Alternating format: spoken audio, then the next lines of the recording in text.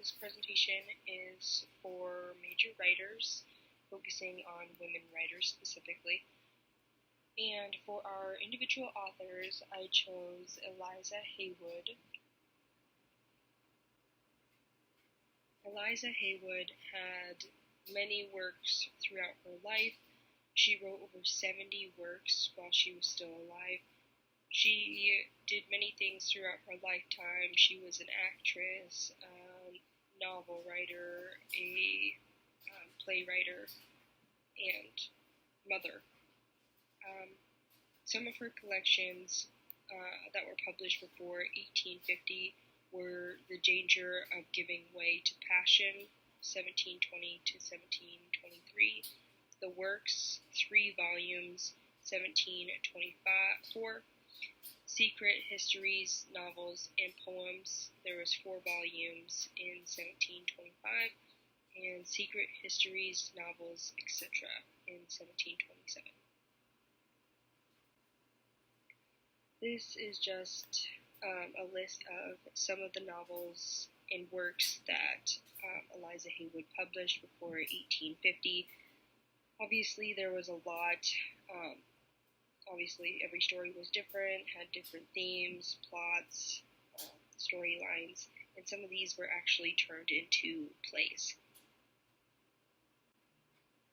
This is a continuation of that last slide. Some of her individual works before 1850. Looking at the life of Eliza Haywood, it seemed like her life was kind of a mystery, and not a lot of people had a lot of information on who she was and a lot of parts of her life. There was not a lot of information provided to me about her.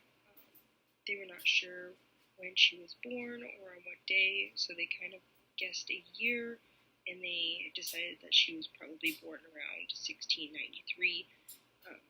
There's not a lot of reliable records that were even kept about people during this time, so details on her background and family history were kind of lost throughout the years. It is hard to find information that was accurate and information that was not speculated by others. A lot of people speculated who she was with, where she was born, when she was born, who her kids' fathers was, a lot of that. Eliza Haywood's actual name was Eliza Fowler. Her father was a shopkeeper. Before her death, she got sick in October of 1755 and later passed on February 25th in 1756. People have speculated many different parts of Haywood's life. Like mentioned before, she had 2 kids and they had different fathers. She was previously married to a man named Reverend Valentine Haywood, but a lot of sites said that they weren't sure who her husband was, so I'm not quite sure why they claim that that is her husband. But when she rose to fame, she was either widowed or divorced, is what she would tell people. Haywood was many things in her life. She was a fiction writer. She wrote plays. She was a translator, a bookseller, an actress, a theater critic, and an editor of the Female Spectator, the first English periodical written by women for women. Haywood did a lot of acting on the stage, and the first performance that she was recorded in was the Shakespeare Timon of Athens, which was in Dublin at the Smock Alley House, which she first appeared in the public records in 1715. She did acting for a while, but later quit to become a playwright and then a novelist. Haywood started to focus more on passion then moved on to writing novels based on scandal involving leaders of society, whom she denoted by initials. In the 1720s, her fictions developed from romance novels and then kind of moved towards women's rights and positions by the end of the 1720s.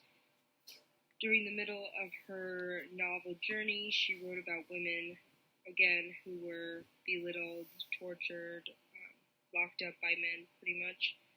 Haywood also focused on female sexuality, which became very popular at the time.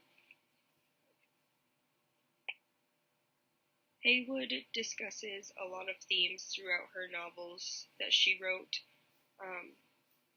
passion, scandal, romance, women's rights and positions, and throughout her novels, they kind of focused on these four main themes.